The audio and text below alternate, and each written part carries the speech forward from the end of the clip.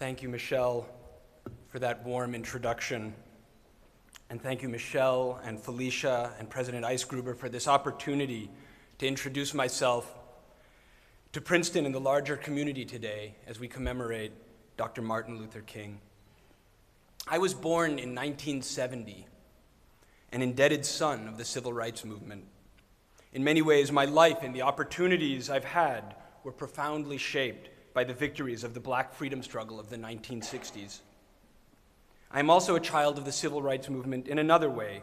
My parents were both activists, and as I came of age, I often found myself asking, where is the civil rights movement of my generation? When I was a child, my family spent a summer in Puerto Rico. I have many fond memories of San Juan, but one that lingers most vividly is of the view off the small balcony, looking out from 8 stories up. All the houses across the street were small shacks made of corrugated sheet metal. I loved sitting on that balcony and looking out, but I also always wondered, why am I up here and they down there? A few years later, when I was 13, my family lived in Dhaka, Bangladesh. I remember my parents were running an errand, and I was sitting in the back seat of their car. While we were waiting, a young Bangladeshi mother approached our window. In one arm, she cradled a small child against her hip, her other hand resting on the shoulder of her other child. They approached my rolled-up window and in Bengali asked for money. I didn't roll down my window. I didn't give them any spare change. I only looked away until they left.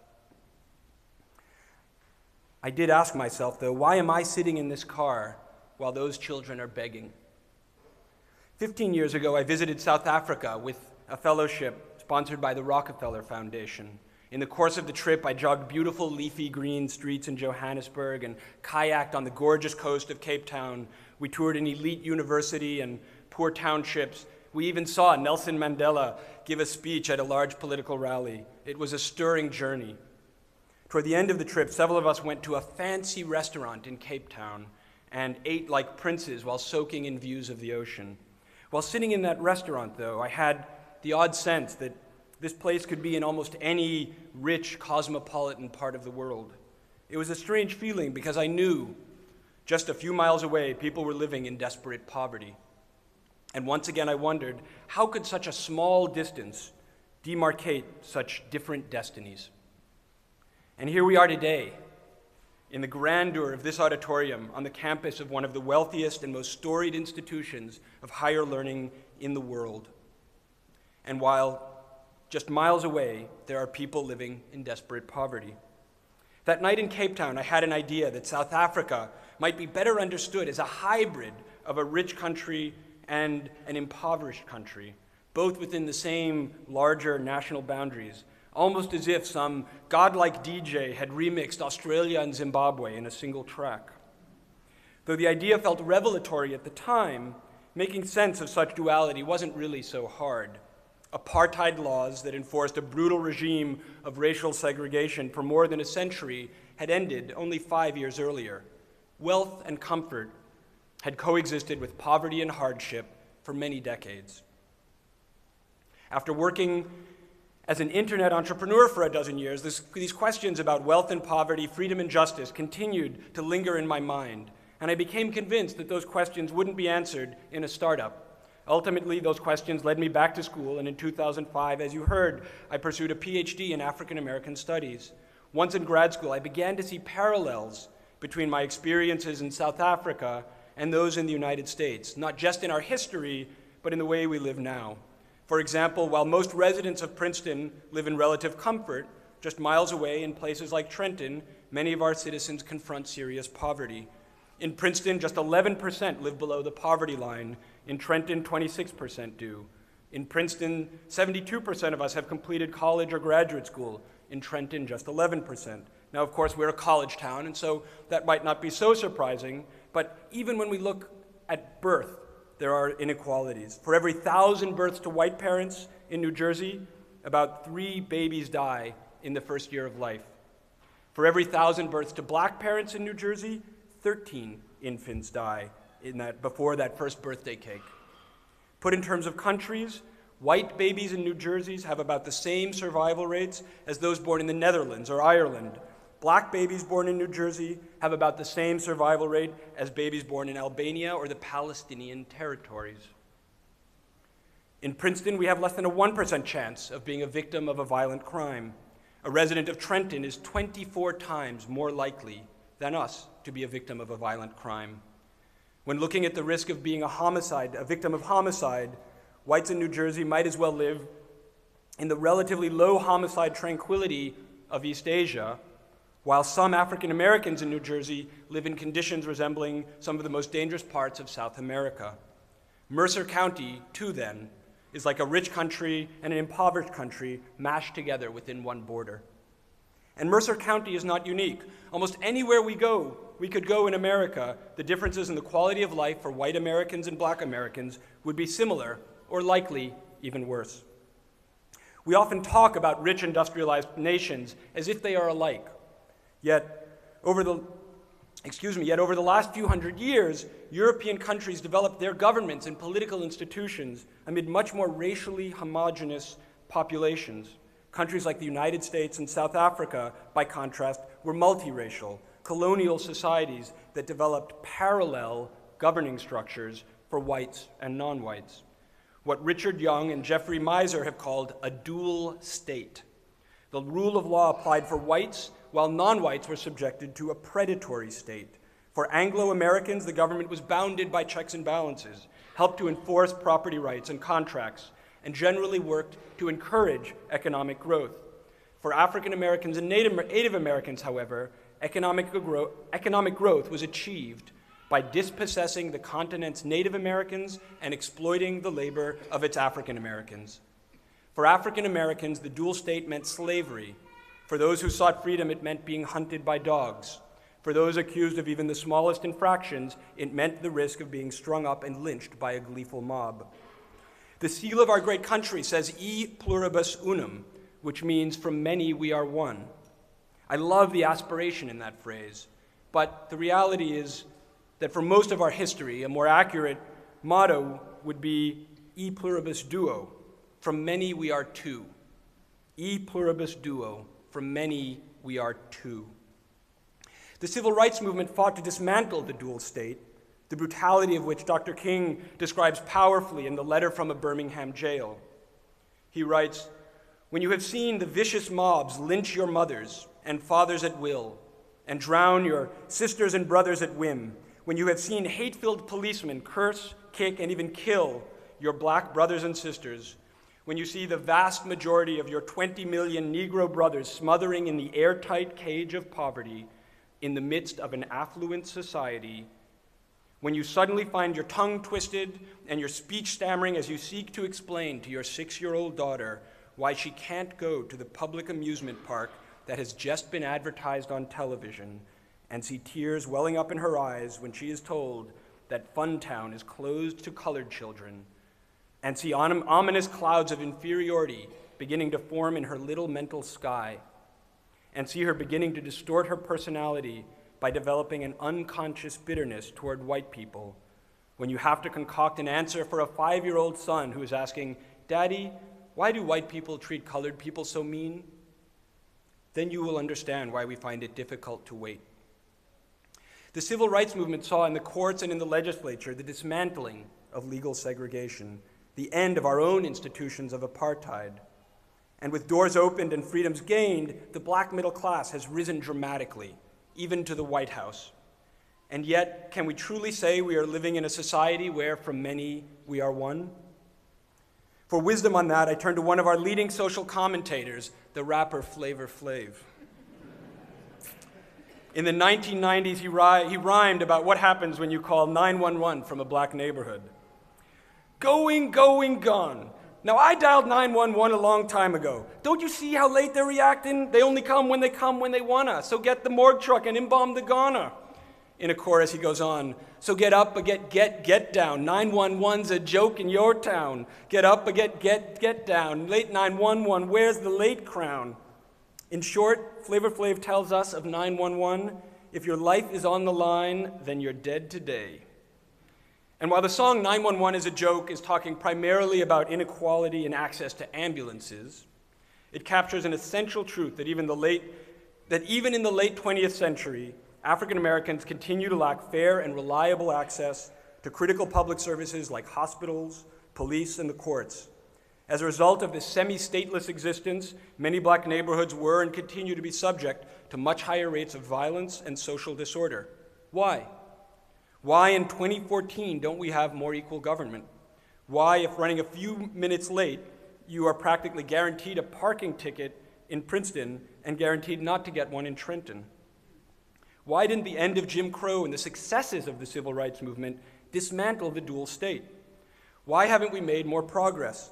How is it that Princeton and Trenton could be so close and yet so far? What happened to the civil rights movement? I believe one key issue is in how we've defined the problems facing the black community for the last half-century.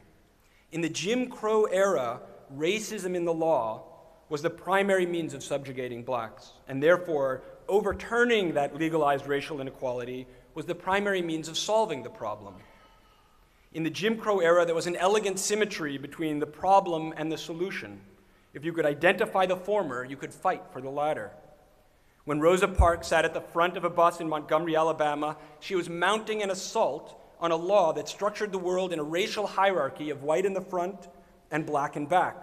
The visible racial inequality pointed directly to a solution: end segregation in public transportation.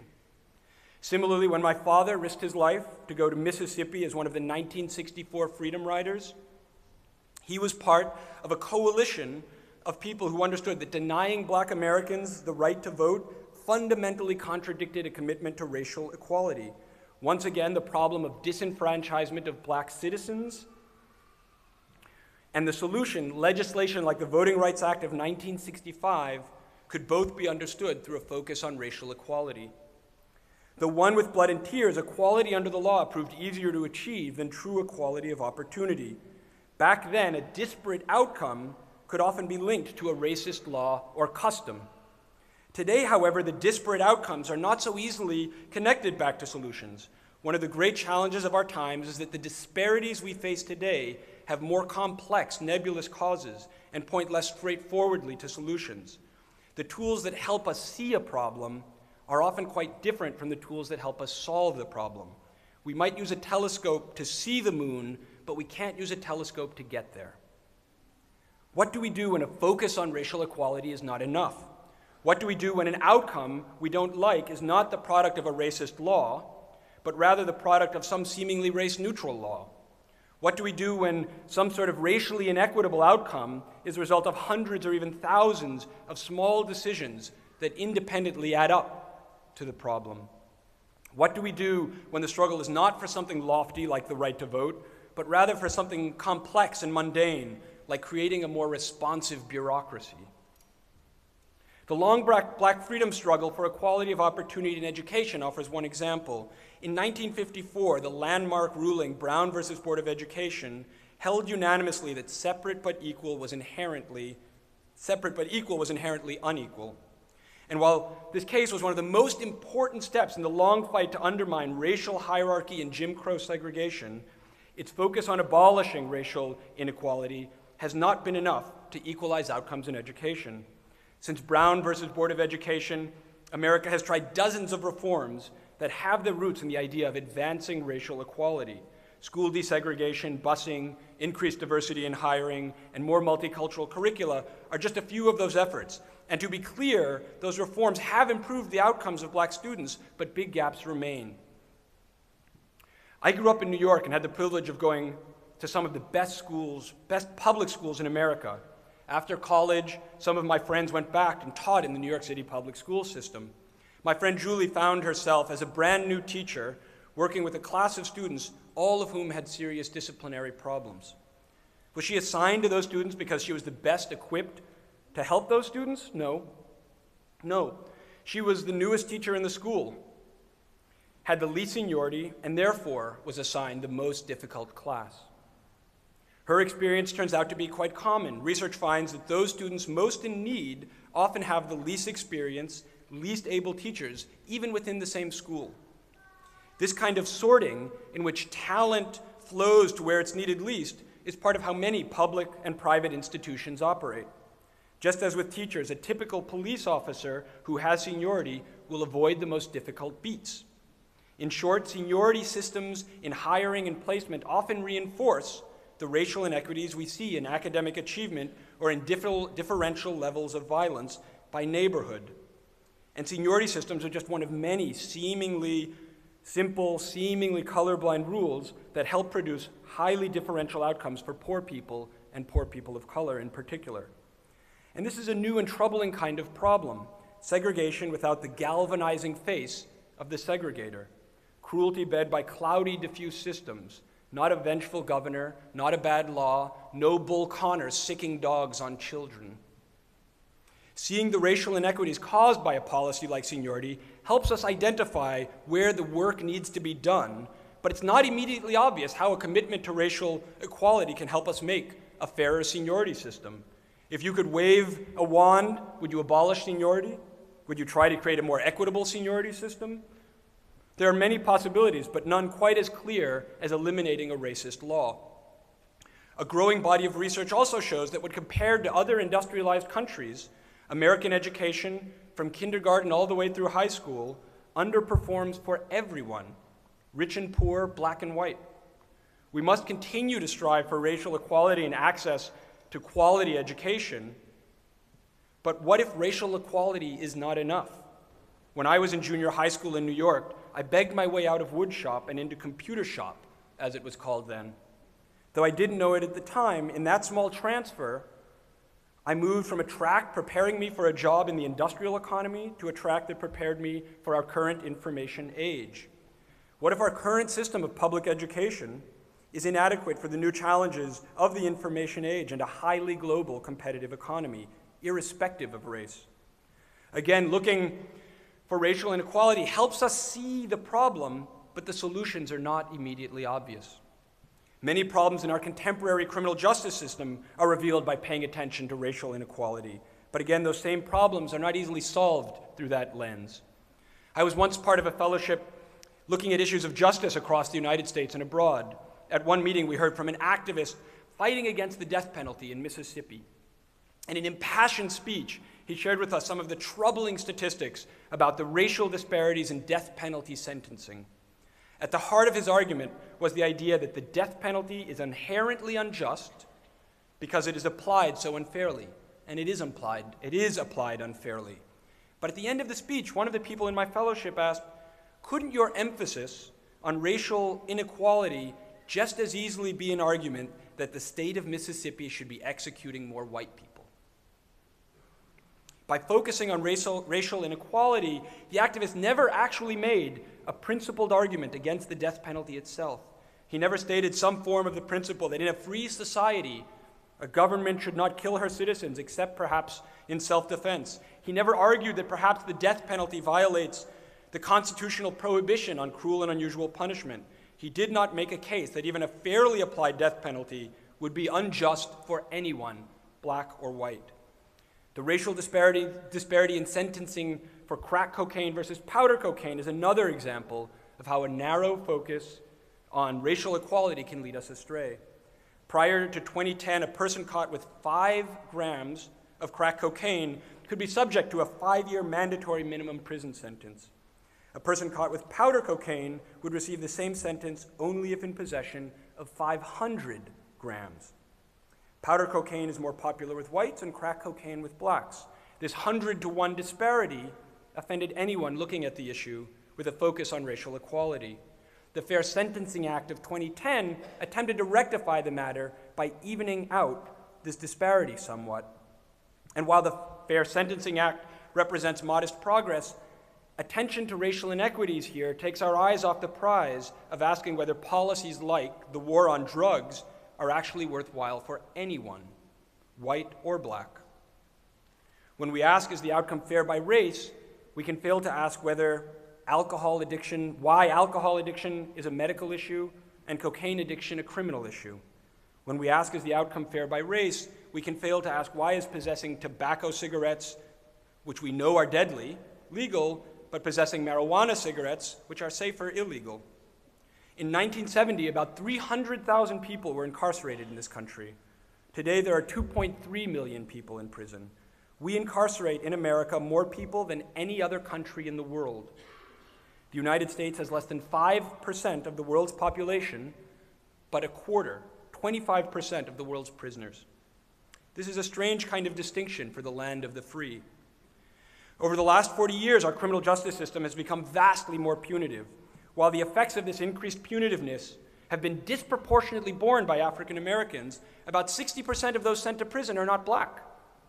Laws like California's three strikes laws or New York's Rockefeller drug laws have resulted in skyrocketing levels of incarceration across all groups. And beyond race, one of the fastest growing groups of prisoners is women, which in turn creates a generation of children orphaned by our policies of mass incarceration. Many of those incarcerated have been arrested and put behind bars for non-violent crimes like possession of marijuana. In New York City, for example, one study found that over the 10-year period between 2002 and 2012, the police department spent over 1 million hours making 440,000 marijuana possession arrests. Advancing racial equality within such a highly punitive system offers only a Pyrrhic victory. It is not enough to have racial justice in enforcement. We need justice in how our laws are enforced, and we also need laws that are actually just. In the January 6th issue of The New Yorker, George Shultz, who served as Secretary of State under Reagan, is quoted as saying, "The war on drugs has simply not worked. It hasn't kept drugs out of this country." When he was asked why such ineffectual policies have persisted, he replied, "We haven't felt the full effects of it ourselves. It took us 12 years to learn that prohibition wasn't working. There was Al Capone. There was the St. Valentine's Day Massacre. The violence was here. Now we have outsourced the violence, in effect, to Mexico and Guatemala and Honduras. And I might add, and Trenton and Newark and Brooklyn." What Schultz misses is that the war on drugs has helped perpetuate a double standard in the law, a dual state, in which almost half of Americans have smoked pot, but only a small percentage of them bear the costs of arrest, incarceration, broken families, and felony convictions that make future employment exceedingly difficult. In the letter from a Birmingham jail, Martin Luther King also wrote about just and unjust laws. An unjust law, he wrote, is a code that a numerical or power majority group compels a minority group to obey, but does not make binding on itself. This is difference made legal. By the same token, a just law is a code that a majority compels a minority to follow, and that it is willing to follow itself. This is sameness made legal. Not to pick on Princeton High School, but if a kid at Princeton High School tries marijuana, it's very unlikely that he or she is going to see his or her life ruined by a brush with the law. The kid in Trenton will probably not be so lucky. But justice to me is not that the kid from Princeton has his life ruined in equal measure as the kid in Trenton.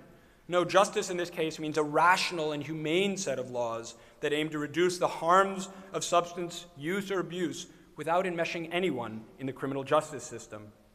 The writer and psychologist Timothy Leary once said, "Women who seek to be equal with men lack ambition."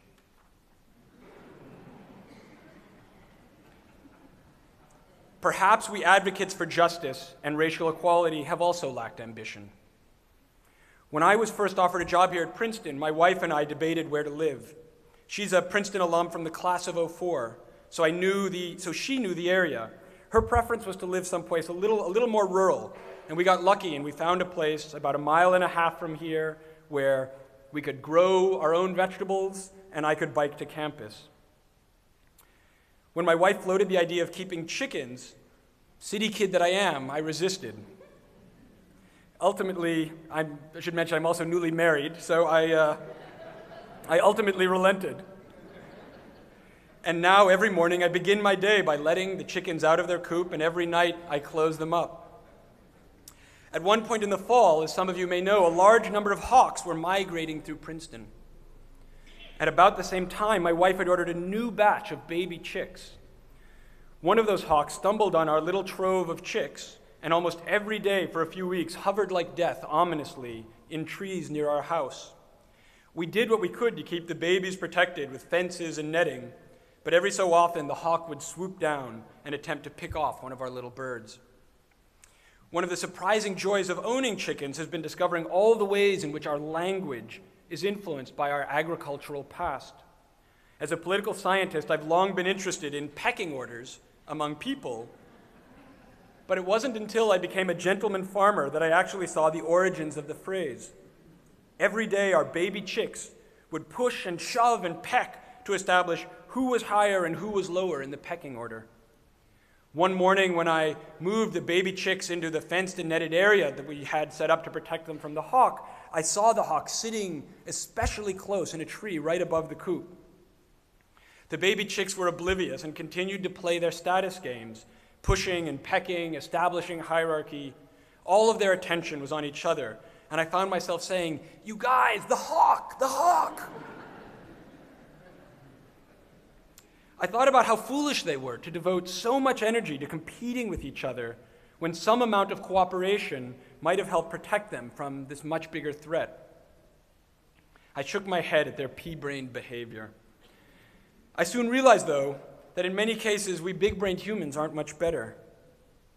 Whether thinking about issues like climate change or our loss of faith in government or the changing balance of power, we don't do a whole lot better, I think, than those chickens. Dr. King said we must live together as brothers or perish as fools. We face enormous challenges that threaten the very foundation of our country. Just as slavery threatened the foundation of the Union and Jim Crow threatened our democracy, so does our current state of racial inequality erode the bedrock of our country. How do we begin to solve it? First, I think that we must be humble in the face of complex problems. Part of why I have fought for charter schools in Brooklyn is that I believe we must allow for more experimentation and innovation in how we educate our children. We don't know exactly how to do right by our children. We need to allow 1,000 flowers to bloom. Part of why I support the legalization of marijuana in Washington State and Colorado is that I believe we need to allow states to be laboratories of democracy in developing new ways to address concerns about drug use. Second, we must work together. Today, as then, racial inequality in our institutions does not mean interracial empathy between us as individuals. Beneath all the theorizing about the dual state, beneath all the statistics about racial inequality, is at heart an inability for those of us with privilege, to go about life as if there isn't a crisis right before our eyes. When as a child I turned away from that Bangladeshi mother, I not only saw a little bit of the world's inequality, I also shut down a small part of my own humanity. I cut off a part of my own capacity for compassion. And we all do this, sometimes with horrible consequences. After that terrible night in Sanford, Florida, a popular athlete named Tom Crabtree wrote on Twitter, "How cool would it be to live in a world where George Zimmerman offered Trayvon Martin a ride home to get him out of the rain that night?" Dr. King never tweeted or wrote, "How cool would it be?" But I think the same sentiment can be found in his idea of the beloved community. For Dr. King, the beloved community was not an unreachable goal like some rapturous image of the peaceable kingdom in which lions and lambs lay together in harmony.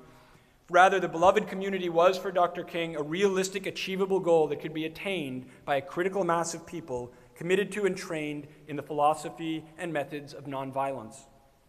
The beloved community might seem like a utopia, but I have seen it in small ways. I have seen the beloved community in a small way in my parents, who celebrated their 45th wedding anniversary last month. When they, a white Jewish man and an African-American woman, were married in 1968, interracial marriage had been only legal in many parts of the United States for 1 year.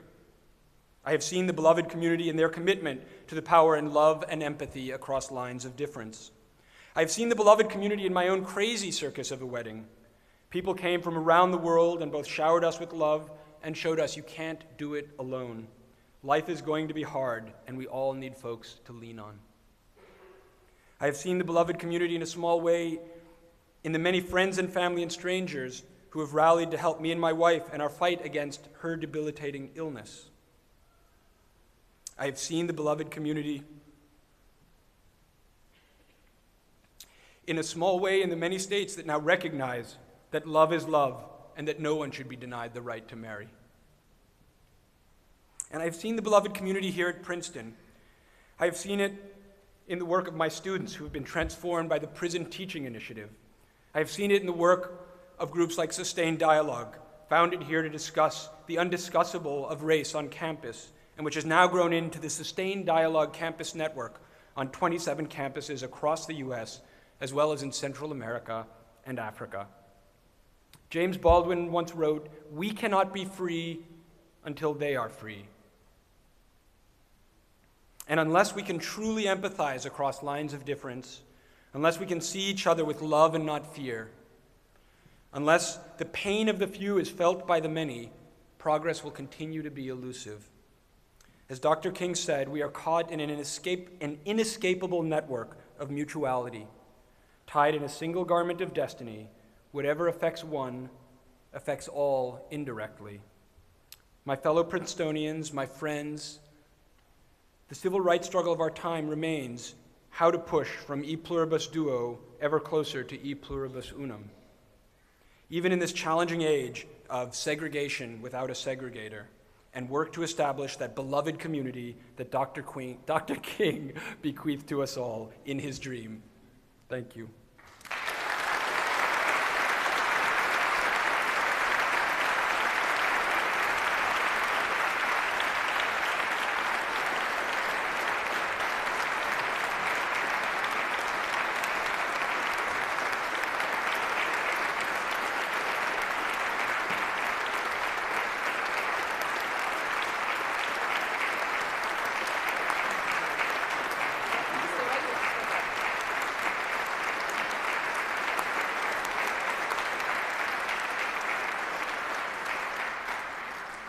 Thank you, Omar.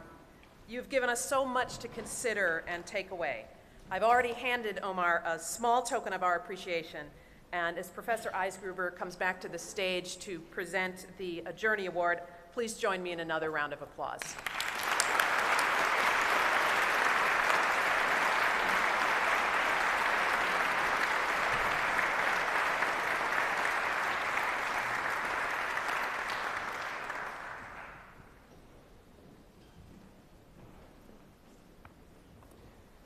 Dr. Wasow, thank you again for a magnificent and very fitting speech as we celebrate King Day today.